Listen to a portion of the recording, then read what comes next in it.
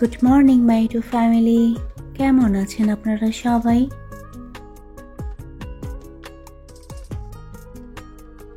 সকলকে জানাই অনেক অনেক ভালোবাসা আর শুভকামনা। আজকের ব্লগটা শুরু করেছি আমি সকালের নাস্তা খাওয়ার পর থেকে।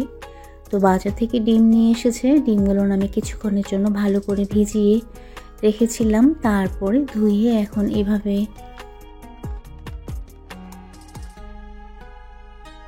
ডিমের পানি শুকানোর জন্য আমি ডিমগুলো এইভাবে রেখে দিচ্ছি। কিছুক্ষণ পরেই পানি শুকিয়ে গেলে আমি এগুলো ঠিক জায়গায় আবার রেখে দেব। আজকের ব্লগটা আমি শুরু করেছি গত ব্লগের ঠিক পরের টাইম থেকে। গত ব্লগে আমি দেখিয়েছিলাম যে ছাদের পুঁই ফল, কচু শাক তোলা, তো ওগুলো কেটে আমি সুন্দর করে বেছে নিয়েছিলাম। চেষ্টা করি আমি ব্লগ খুব বড় না রাখার, কিন্তু মাঝে মাঝে হয়ে যায়। আর গত ব্লগে যদি আমি রান্নাবান্না দেখাতাম তাহলে অনেক বড় হয়ে যেত। তো সব ধরনের মশলা আমি একটু হালকা কষে নেওয়ার পরে পুঁই ফলটা দিয়ে দিলাম। আর পুঁই ফলের সঙ্গে আমি দেব সামান্য আলু। আমার ছোট বোন আমাকে বলেছিল যে পুঁই ফলের সঙ্গে একটু আলু দিলে খেতে বেশি ভালো লাগবে, আর শুধু পুঁই ফলটা রান্না করতে বলেছিল। এই জন্য আজকে আমি শাক দেইনি, শাকটা আলাদা করে রেখেছি।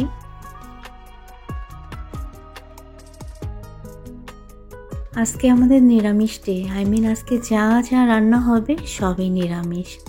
তো মাঝে মাঝে আপনারাও বাসায় এরকম নিরামিষ ডে রাখবেন, তাহলে বাচ্চারা সবজি খেতে শিখবে।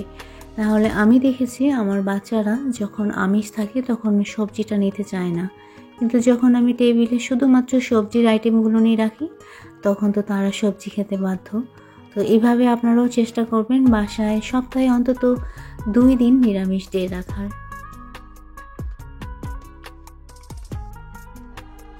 তো ডিমগুলো আমি এখন বাস্কেটের মধ্যে তুলে নিচ্ছি। সব ডিম এই বাস্কেটের মধ্যে হবে না, যে কয়টা বাস্কেটের মধ্যে হয় সেগুলো তুলে নেওয়ার পরে বাকি ডিমগুলো আমি ফ্রিজের মধ্যে রেখে দেব।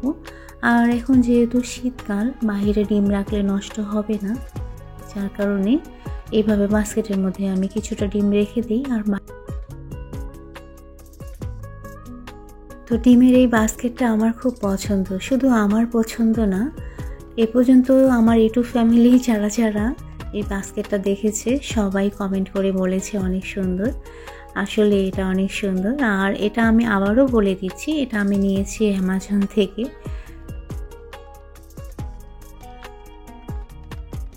আর এদিকে তুরাবি ঘরের ফার্নিচারগুলো মুছে নিচ্ছে, কারণ একই কাজে যদি আমরা দুজনেই থাকি তাহলে বাকি কাজগুলো করতে অনেক লেট হয়ে যাবে।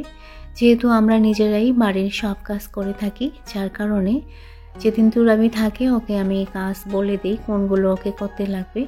আর ইদানিং ও খুব একটা বাসায় থাকে না, কারণ ওর ক্লাস শুরু হয়ে গিয়েছে, যার কারণে ওকে ডেইলি ইউনিভার্সিটিতে যেতে হয়।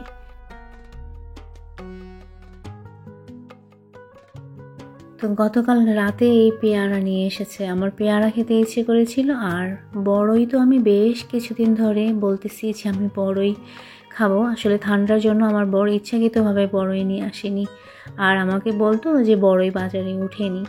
তো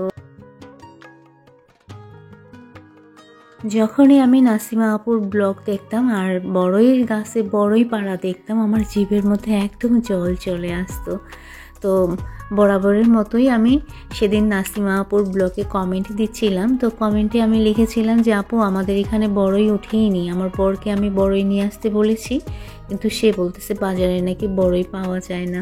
তো যাই হোক, সেই সময় না আমার বর পাশে ছিল, তো কমেন্টটা আমি ভয়েসে দিচ্ছিলাম, তো সে নিশ্চয়ই ভয়েসটা শুনেছে, যার কারণে সে বড়ই নিয়ে এসেছে।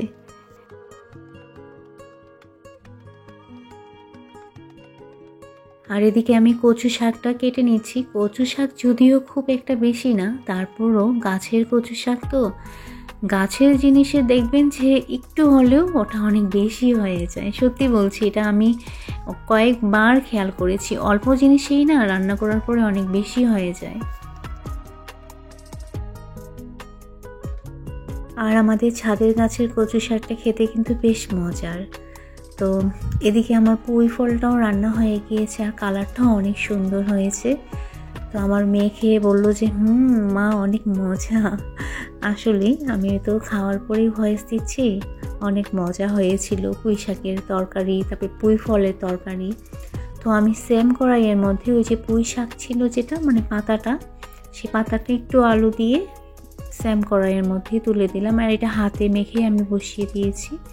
আর এরই মধ্যে বাবা এসেছিল, সে বাবাকে যেহেতু 12টা বেজে গিয়েছে, বাবাকে হালকা পাতলা একটু খাবার দিয়ে দিল। আর এদিকে কচু শাক, মাছের মাথা আর লেজ দিয়ে রান্না করব, ওটা আমি একটু তুলে দিলাম, সেদ্ধ হয়ে যাওয়ার পরই নামিয়ে নিব। আর এখানে একটা লিকুইড তৈরি করে নিলাম আমি। এখানে গুঁড়া সাবান দিয়েছি, পানি দিয়েছি আর ভিনেগার। এটাতে আমি ওই যে কাছের লিডগুলো এগুলো একটু ভিজিয়ে কিছুক্ষণ রেখে দেবো। তো অফ ক্যামেরায় আমি মাছ সুন্দর করে বেছে নিয়েছি, কারণ কাটা থাকলে আমার মেয়ে খাবে না। আর যেহেতু কচু শাক একদম কম, এই জন্য মসুরের ডাল দিয়ে রান্না করব। আর বরাবরই কচু শাক আমি মসুর ডাল দিয়েই রান্না করি। এর আগেও বেশ কয়েকবার আমি রান্না করেছি। আসলে ডিটেলসভাবে রেসিপি শেয়ার করার আমি কিছু মনে করি না, কারণ আমরা গৃহিণীরা একটু জাস্ট দেখে নিলেই বুঝতে পারি যে সেটা কিভাবে রান্না হলো আর সেটার মধ্যে কি কি মশলা দেওয়া যায়। তো যাই হোক, আমি একটু কচু শাকটা যেন না ধরে, এই জন্য যেহেতু এখন শীতকাল, টমেটোর সিজন, তো টমেটো দিয়ে দিলাম, নাহলে নর্মালি আমি জলপাই দিয়ে দিই। আচ্ছা, গত ব্লগে আমি বেসিনটা যে দেখিয়েছিলাম তখন বলেছিলাম যে একজন রিকোয়েস্ট করেছে, সেটা ছেলে না মেয়ে ঠিক বুঝে উঠতে পারিনি, যার কারণে আমি নামটা সেদিন বলিনি, কিন্তু আজকে আমি নামটা তার জানি। তো আমার বেসিন এরিয়াটা যে দেখতে চেয়েছিল সেটা ছিল একজন আপু। তো আপুর নাম হচ্ছে সোনিয়া আক্তার সন্ধ্যা। তো আপু, তোমাকে অসংখ্য ধন্যবাদ, তুমি এইভাবে তোমার ভালোবাসা দিয়ে আমাকে সাপোর্ট করেছে। ওকে, তো ভিডিওর এই পর্যায়ে এসে বরাবরের মতো রিকোয়েস্ট করব, যারা এখনও আমার ভিডিওতে লাইক করেননি প্লিজ একটা লাইক করে দিয়েন। ওকে, আর ভিডিও রিলেটেড একটা হেলদি কমেন্ট করে দেবেন তখনই যখন ভিডিওটা আপনাদের ভালো লাগবে। ওকে, তো আমার রান্না কিন্তু কমপ্লিট হয়ে গিয়েছে, আর দুপুরের জন্য আমি রেডি করে নিয়েছি। আর ভাবলাম একটু আপনাদের কাছে শেয়ার করি, যেহেতু আজকে আমাদের নিরামিষ ডে। তো পুঁই শাকের আইটেম দুটো আছে আর তার সঙ্গে কচু শাক, এই যে এগুলো দিয়ে আজকে আমরা দুপুরবেলা খাবো। তো মাঝে মাঝে কিন্তু সবজি দিয়ে ভাত খেতে কিন্তু বেশ ভালোই লাগে। আর যেহেতু এখন শীতকাল, এখনকার সবজি কিন্তু মাছ মাংসের থেকে বেশি টেস্টি হয়। তো আমি আমার মেয়েকে বললাম যে তুমি একটু টেবিলটা রেডি করে দাও। আলহামদুলিল্লাহ, আমরা দুপুরের খাওয়া খেয়ে নিয়েছি। আর এদিকে আমার ছেলে ওর বুক সেলফটা একটু গুছিয়ে নিচ্ছে, তো সব বই খাতা একদম নামিয়ে নিয়েছে। তো বই খাতা গুছাতে গিয়ে সে তুরাবির একটা ছোটোবেলার খাতা পেয়েছে, এটার মধ্যে কিছু ড্রয়িং আছে, তো তুরাবিকে ডেকে ওই খাতাটা দিল। আর এদিকে আমার ছেলে কি করেছে একটু খেয়াল করেন, সব বই একদম বিছানার মধ্যে রেখেছে, মেঝের মধ্যে রেখেছে, জায়গায় নাই। তো আমি এই পর্যায়ে এসে ওকে একটু বকাও দিলাম যে তুমি বই খাতাগুলো বিছানার মধ্যে নিয়েছো কেন। আর এই যে আমার ছেলের ড্রয়িং, এগুলো ও এক সময় ড্রয়িং করতো, আমি না কি করতাম, আমার ছেলে আর মেয়েকে সব সময় বিজি রাখার চেষ্টা করতাম। মোবাইল আর টিভি এই দুটোতে ছোটোবেলায় খুব একটা টাইম দিতাম না, যার কারণে ড্রয়িং, হাতের কোনো কাজ এগুলোতে বিজি রাখতাম। তো ছোট্টবেলার ওর কিছু ড্রয়িং এত কিউট কিউট লাগতেছে। জানি না এই খাতাগুলো আদৌ কতদিন থাকবে, তো ভাবলাম একটু ক্যামেরা ক্যাপচার করে নিই আর ভিডিওর মধ্যে রেখে দিব, তাহলে স্মৃতি হিসেবে সেগুলো থাকবে।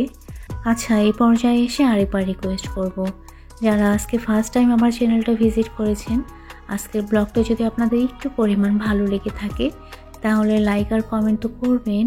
আর এ ধরনের ডেইলি লাইফস্টাইল ব্লগ যদি আপনারা দেখতে পছন্দ করেন তাহলে আমার চ্যানেলটা সাবস্ক্রাইব করে দিয়ে আমার পাশে থাকবেন। ওকে,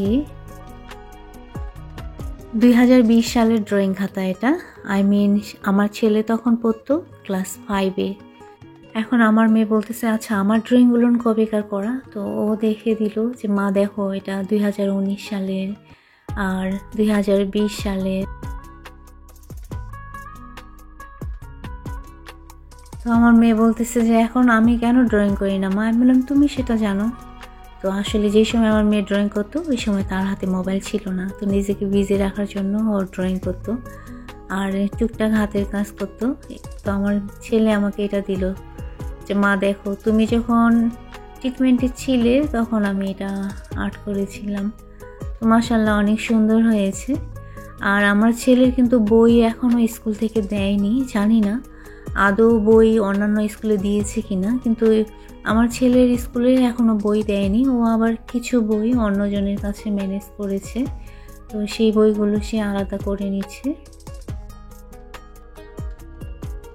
নতুন বই যে কবে পাবে, তো আমি আমার ছেলেকে বললাম যে বাবা তুমি তোমার পুরনো বইগুলো দিয়েই পড়া স্টার্ট করে দাও, কারণ এবার তো শুনতেছি যে আগের যে সিলেবাস সেটা চেঞ্জ হয়ে যাবে।